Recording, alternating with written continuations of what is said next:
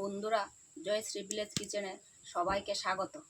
আমি আজ করে দেখাবো ভেন্ডি বাদাম মাখা। তার জন্য লাগবে কিছু ভেন্ডি, পেঁয়াজ আর কাঁচা লঙ্কা বাটা আর আদা বাটা করে বাদাম। আর এখন কড়াই বসিয়ে রেখেছি, কড়াইতে তেল দিয়ে দেব।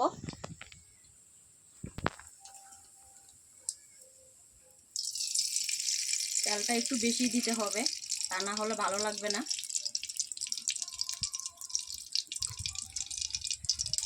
তেলটা গরম হয়ে আসলে দেব ফোড়নের জন্য কালো জিরা।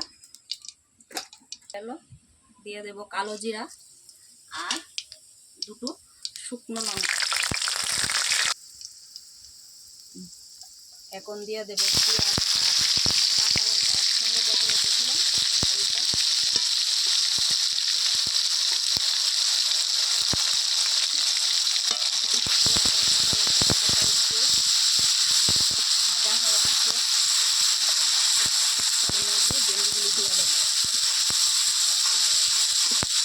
এখন পেঁয়াজ আর কাঁচা লঙ্কাটা ভাজা হয়ে গেল, এর মধ্যে দিয়ে দেবো ভেন্ডিগুলো।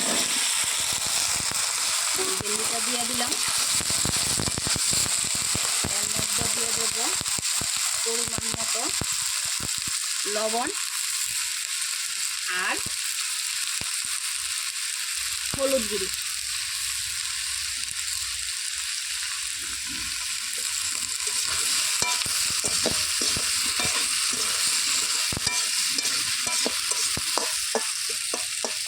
ভেন্ডিটাকে এখন ডেকে দেবো। ভেন্ডিটাকে ডেকে দিলাম। এর মধ্যে একটুও জল দেব না, যে তেলটা দিয়েছি ওইটা দিয়েই ভেন্ডিগুলো সেদ্ধ এবং ভাজা দুটোই একসঙ্গে হয়ে যাবে।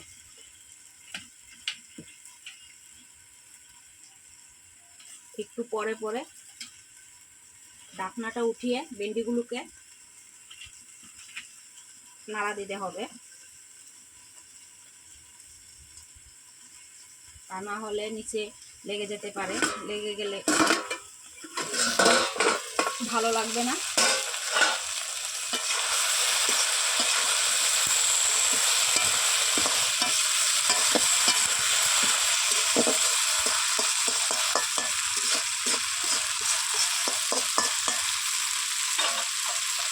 আবার দেখে দেবো।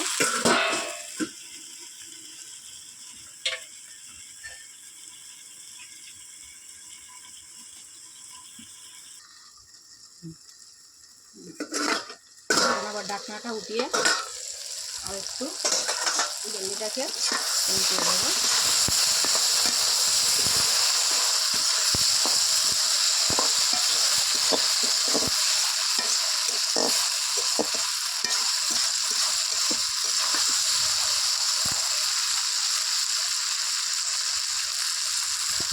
ভেন্ডিটা একটু সেদ্ধ ভাব হয়ে আসলে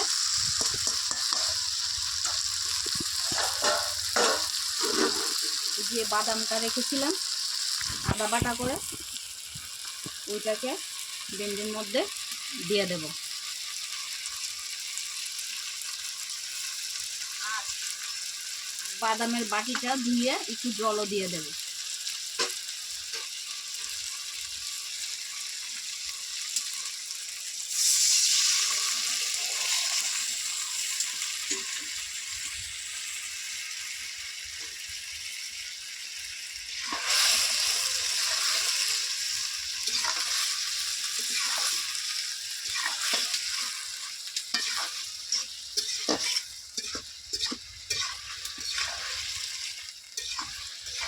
বাদামটা তো একটু মিষ্টি, কেউ যদি একটু জাল বেশি খেতে চাও তাহলে কাঁচা লঙ্কাটা একটু বেশি করে দিয়ে দেবে।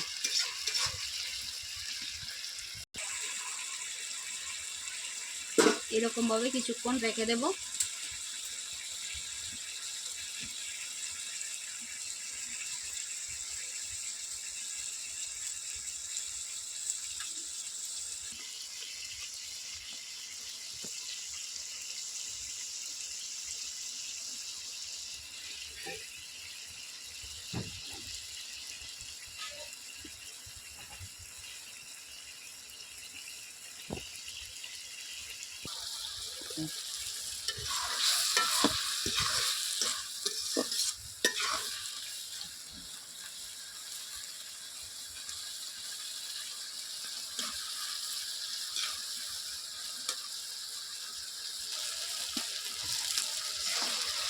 জলটা শুকিয়ে এলো, বেশি জল নেই।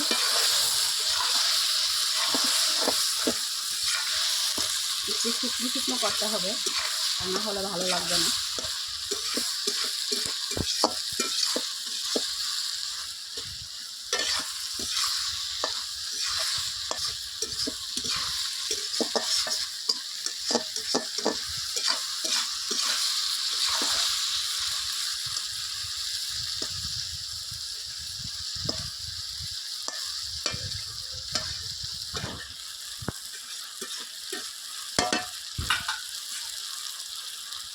হয়ে গেল ভেন্ডি বাদাম মাখা, খুব সহজেই হয়ে গেল। আপনারা এটা বাড়িতে বানিয়ে ভাতের সঙ্গে খেতে পারেন, তার থেকে আরও বেশি ভালো লাগবে রুটির সঙ্গে যদি খান। এটা বানিয়ে খাবেন আর অবশ্যই আমাকে কমেন্ট করে জানাবেন এটা কীরকম হয়েছে।